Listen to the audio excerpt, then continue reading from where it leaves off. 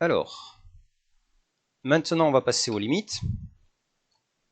Donc pour les limites, en fait ça va être des résultats admis parce qu'ils sont bien trop compliqués à démontrer.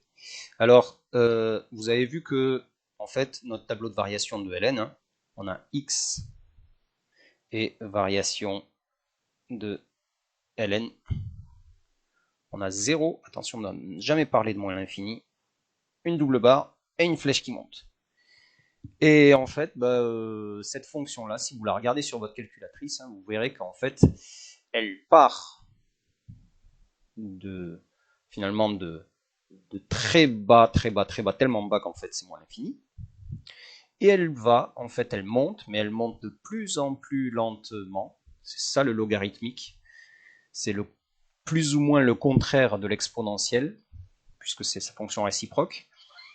En plus, l'infini, elle va monter, mais elle va monter de plus en plus lentement, contrairement à l'exponentielle qui, elle, monte de plus en plus vite. Mais elle va monter quand même, c'est-à-dire qu'elle va tendre vers plus l'infini. D'accord? Alors, pour se rappeler de tous les tableaux que je vous ai fait, hein, on va faire un petit résumé d'ici peut-être 10 minutes avec tout ce qu'il faut savoir sur le Ln dans une seule fiche. L'important, c'est d'avoir en vue le tracé de la fonction qui est dans la page suivante du cours. D'accord? Si vous l'avez, ce tracé-là en tête, ça va beaucoup, beaucoup vous aider. Alors, il y a des calculs de Ln qui vont être un tout petit peu plus compliqués. Bien sûr, ça, c'est les limites de Ln, tout court. Mais Ln de quelque chose, il va falloir essayer de réfléchir un petit peu plus. Par exemple, limite,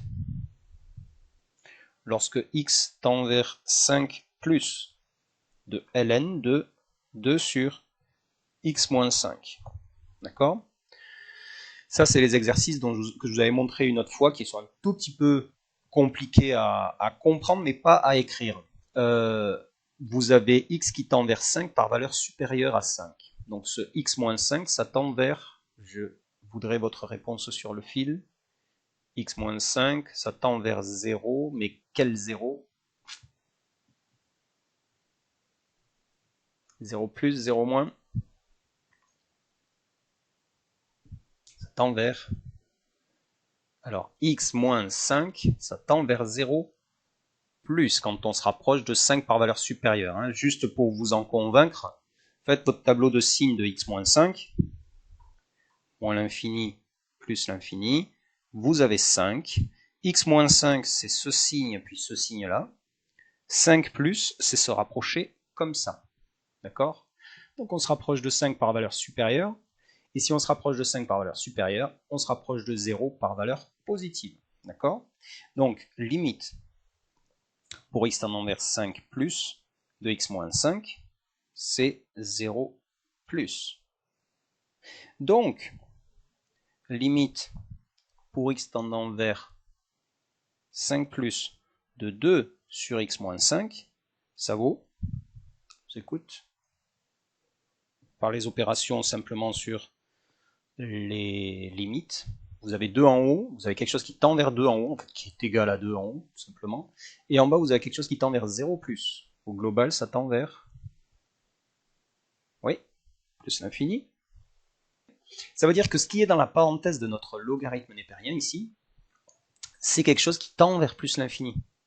Et en fait, je vais m'intéresser dans le logarithme népérien à un nombre pour lequel je calcule le Ln et qui tend vers plus l'infini. Et donc, ça tend vers plus l'infini.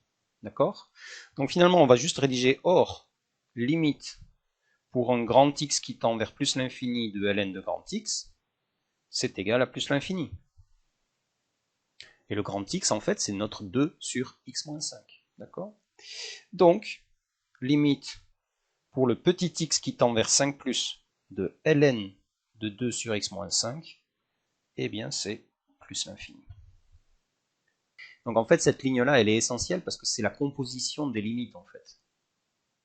Vous pouvez remontrer dans le tableau de signes à quoi cela correspond, limite vers 5 plus.